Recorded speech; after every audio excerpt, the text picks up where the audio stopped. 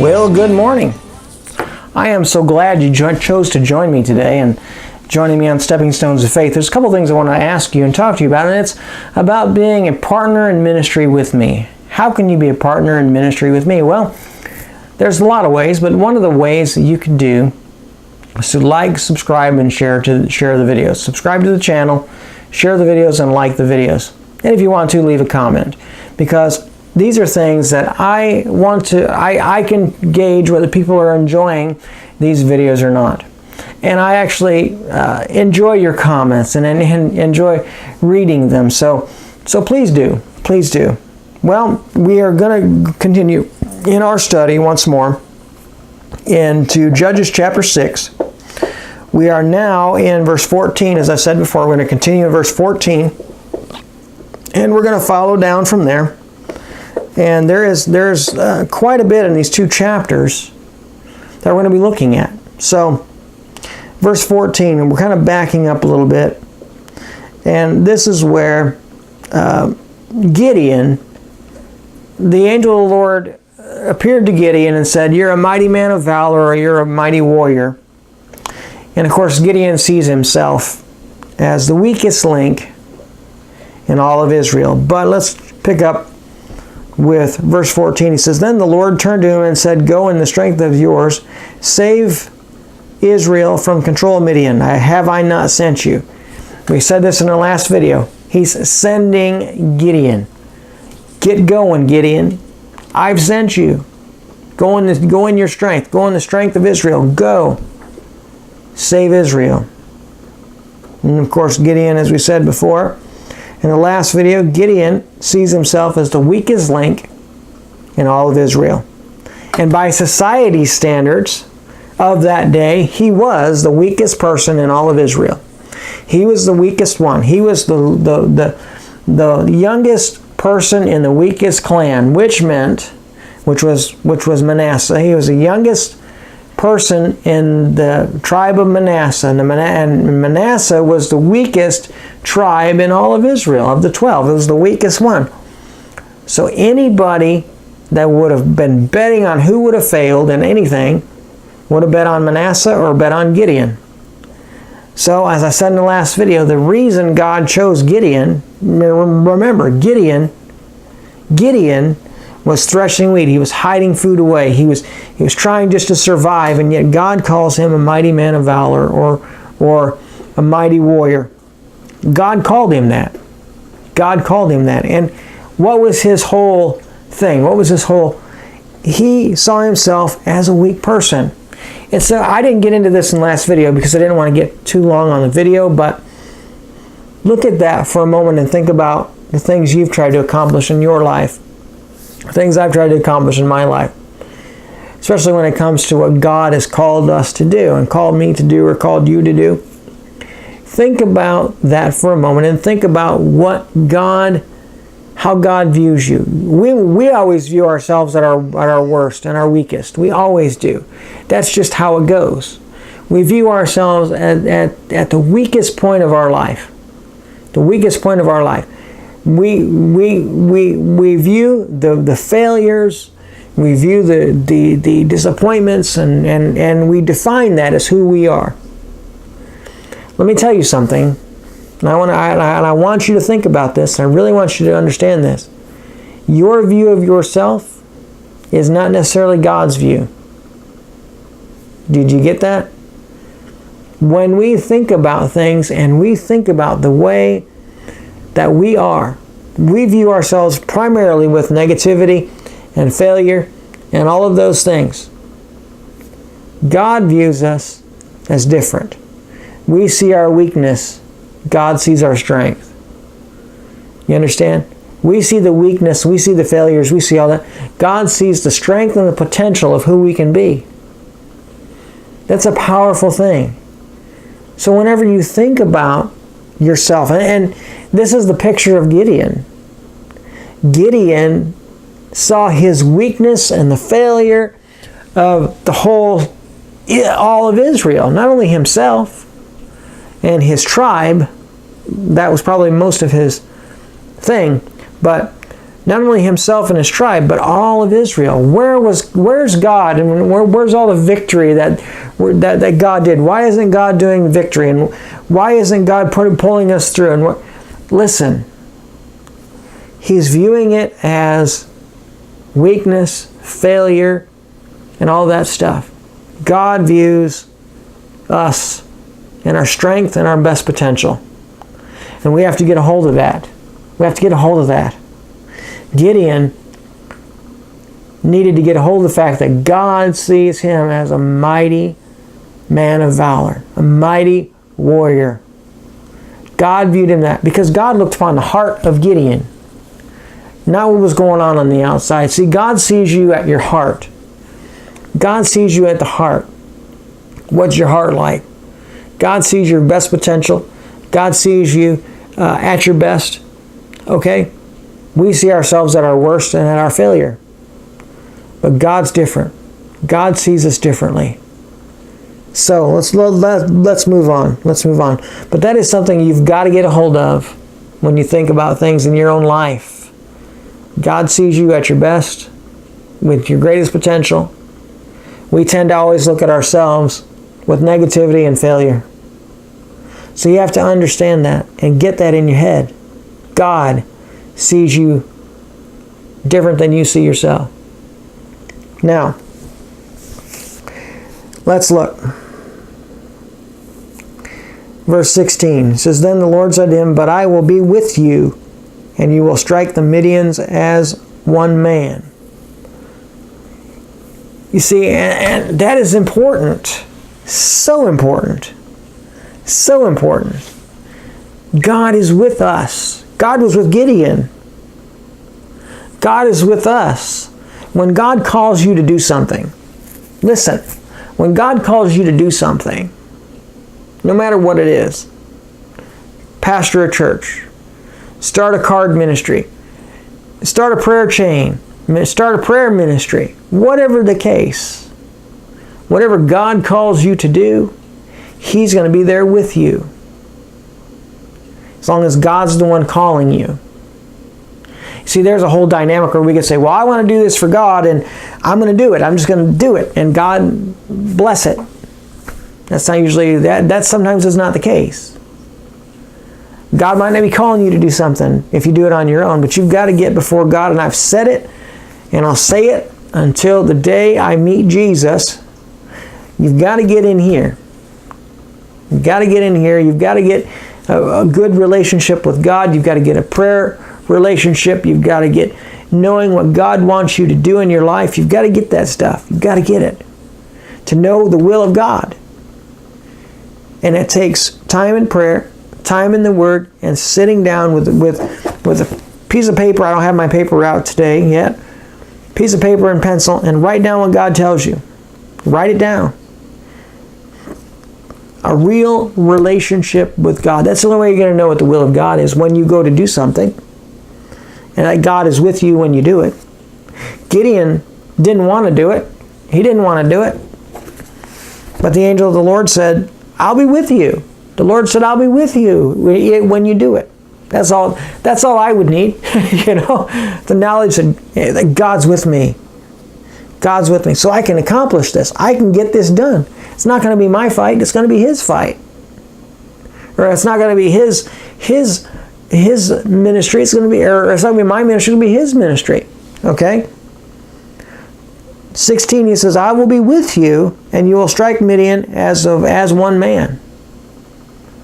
So it's going to be like, there's thousands of Midianites. Thousands of Midianites.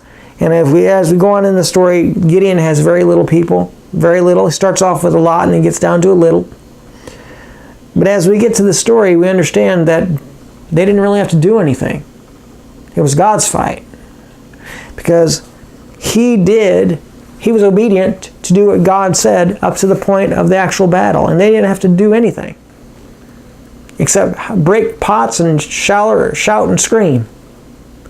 All they had to do. And God took care of it. Because they were obedient to that point. Okay? Strike them down as one man. Boom. All of them as one man. And he said to him, in verse 17, and he said to him, if I have found favor in your sight, give me a sign. This is Gideon talking to the Lord, that it is you who are speaking with me.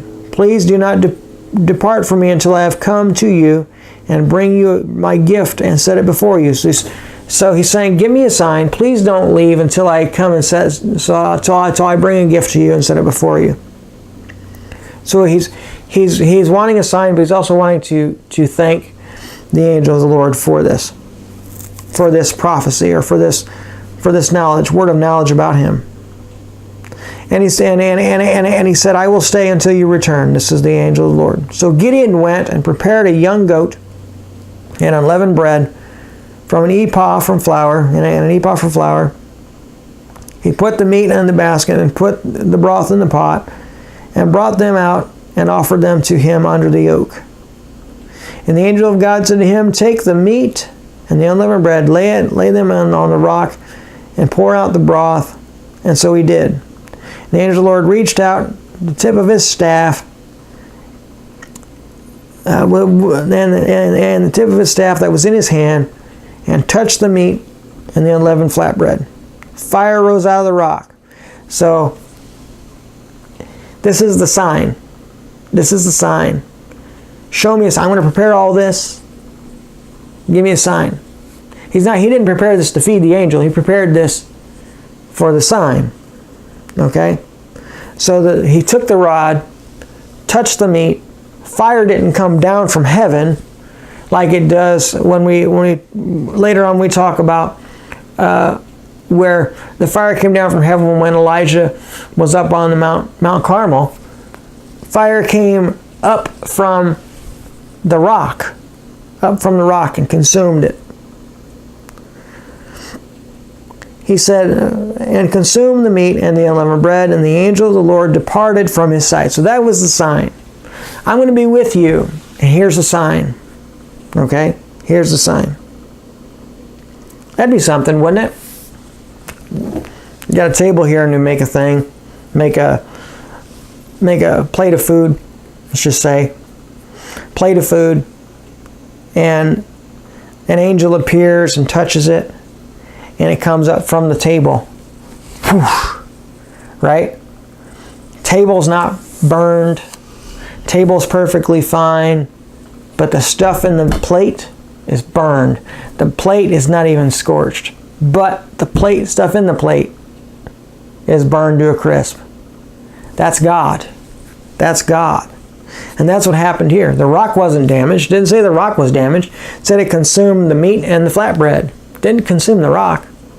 So the rock was fine. Right? So that would be awesome. That'd be awesome. And God could do that today. He could still do that if he wanted to. If he wanted to, he could. Now, we're going to go down to verse 20. 23, 22. Then Gideon perceived that it was indeed an angel of the Lord. So Gideon said, alas, O Lord God, I have seen the angel of the Lord face to face. Now, this is something that's important too. In this days, this was what they called a theophany. Okay? Or no, I'm sorry. A theophany would be considered the cloud by day and the fire by night. This was a Christophany. A Christophany is a manifestation of God, a manifestation of Jesus Christ in the Old Testament. So this was a Christophany. Okay? So what we need to understand is that when he said he saw the angel of the Lord face to face, we can still do that today. Maybe not sitting across from you and you can actually see Jesus. But Moses didn't see God either, but he said he spoke to him as one speaking face to face. You can have that kind of relationship with God. You can have that kind of relationship with Jesus Christ, where you are walking with him so closely and you're talking with him so closely, it's like he's sitting next to you having a conversation. And that's a wonderful thing. Gideon said he saw the Lord face to face. Saw the angel of the Lord face to face. Because he did. He actually saw the angel of the Lord face to face. But we can still do that. We can feel God. We can feel Jesus. And we can feel His presence so tangible that it's like He's sitting here next to you. He's sitting here next to you. What a wonderful thing. It truly is a wonderful thing. It truly is. God is a good God. Then the Lord said to him, "Peace be with you." Verse 23. "Peace be with you. Do not be afraid. You will not die." See, God calls us to things. And when He says He's going to be with us, what does the Bible say? In His presence there's liberty, freedom. He gives us a peace that passes all understanding in those times. Peace be with you. He's granting him peace with God. Peace be with you. Do not be afraid. If I saw something like that, I'd be afraid, I think, a little bit. I think I'd be a liar if I thought I wouldn't. But I think I'd be a little bit afraid. You know what I'm saying? Because that's kind of scary. You know, you got something on a rock or something on the table. You know, you have let's just say roast, a big roast on the table with flatbread on a plate. And you put it on the table and you say, "God, give me a sign." A fire comes from the bottom of the table up through the plate, consumes everything. And the only thing that's burned up is what's on the plate. The plate and the table are fine. That'd be a little scary. That'd be a little scary at first. So you would be afraid. He said, "Do not be afraid. I am with you." He said, "I am with you." Verse 16. He said, "I will be with you." I will be with you. Jesus said, "I am with you always, even to the end of the age." He's with you through these things. Through these things. We must understand that. We must understand that. Jesus is with us through our victories and our failures. Through our mountaintop experiences, through our valley experiences. And in the valley experiences, like Gideon was in a valley experience, that's where you learn who you really are. The Lord told him he was a mighty man of valor. That's who God sees him. That's who he really was. He didn't see himself that way.